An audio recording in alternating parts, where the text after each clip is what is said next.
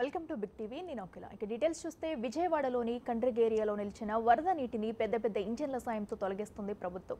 4 రోడ్ల కూడలి వద్ద డ్రైనేజీ ద్వారా తక్కువ నీరు వెళ్తుండటంతో త్వరగా వరదను తొలగించేందుకు ఇంజన్లను వినియోగిస్తున్నారు. మరింత సమాచారాన్ని మా ప్రతినిధి మల్లికార్జున అందిస్తారు. విజయవాడ నగరంలో వరద వచ్చి 10 రోజుల పైనే గడుస్తూ ఉంది. వరద ఒక్కొక్కటి ప్రాంతం నుంచి కూడా బయటికి వెళ్ళిపోతా ఉంది. కొన్ని ప్రాంతాల్లో వరద నీరు అనేది స్ట్రక్ అయిపోవడం కూడా జరిగింది. ఆ ప్రాంతాల్లో స్ట్రక్ అయిపోయిన వరద నీటిని ఇప్పుడు ఏదైతే మనం చూస్తా ఉన్నామో ఇది కండ్రిక జంక్షన్ అంటారు. ఈ జంక్షన్ వద్ద కూడా వాటర్ ని స్ట్రక్ అయిపోయిన వాటర్ ని బయటకు తీస్తా ఉన్నారు. ఏదైతే పెద్ద పెద్ద మోటార్లు మనం చూడొచ్చు. మొత్తం ఈ కండ్రిక జంక్షన్ లో ఉన్న 4 రోడ్ల జంక్షన్ ఇది. 4 రోడ్ల జంక్షన్ వద్ద వాటర్ అనేది ఇలా బయటికి ఎత్తిపోస్తున్న పరిస్థితి కూడా కనిపిస్తా ఉంది. మోటార్ల సహాయంతో పెద్ద పెద్ద మోటార్లు, ఏ చిన్న చిన్న మోటార్ల సహాయం కాదు, చాలా పెద్ద పెద్ద ఫోర్స్ వాటర్ అనేది చూస్తే కనుక ఒక పైప్ లైన్స్ ఏమనేవి ఎక్కువగా కూడా ఈ మనం ఒక ప్రాజెక్ట్ దగ్గర మాత్రమే ఇలాంటి ఫోర్స్ అనేది వాటర్ అనేది బయటికి వస్తూ ఉంటుంది.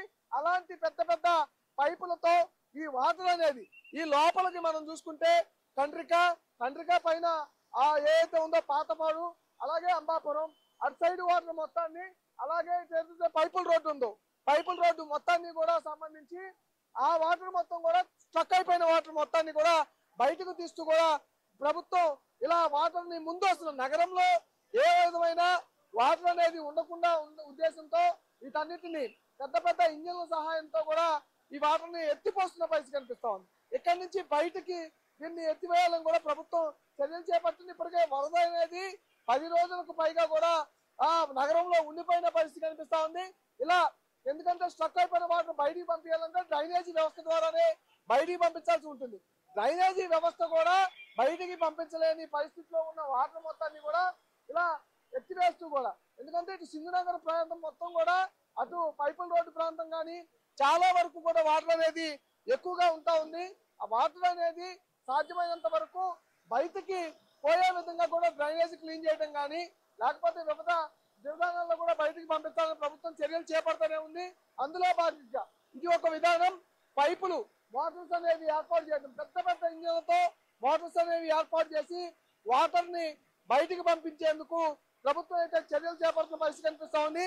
పూర్తిగా నగరాల నుంచి వరద వాటర్ అనేది బయటకు పోయే విధంగా కూడా చర్యలు చేపడతా ఉంది. ఇలా రోడ్డు మీదే డైరెక్ట్ గా ఒక ప్రాంతం నుంచి వాటర్ అనేది ఇటు ఫ్లో అవ్వకుండా ఉన్న ప్రాంతం నుంచి ఈ వాటర్ అనేది పూర్తిగా రోడ్డుకి అటువైపు పంపిస్తే కనుక అటున్న డ్రైనేజ్ సిస్టమ్ అనేది చాలా ఫాస్ట్ గా లాగుతున్న పరిస్థితి కనిపిస్తా ఉంది. ఆ డ్రైనేజ్ సిస్టమ్ ద్వారా వాటర్ అనేది నగరం బయటకు పంపించేందుకు ఏర్పాట్లు అయితే కొనసాగుతూ ఉన్నాయి. ఎవరైనా చేస్తే మల్లికార్జున, బిగ్ టీవీ, విజయవాడ.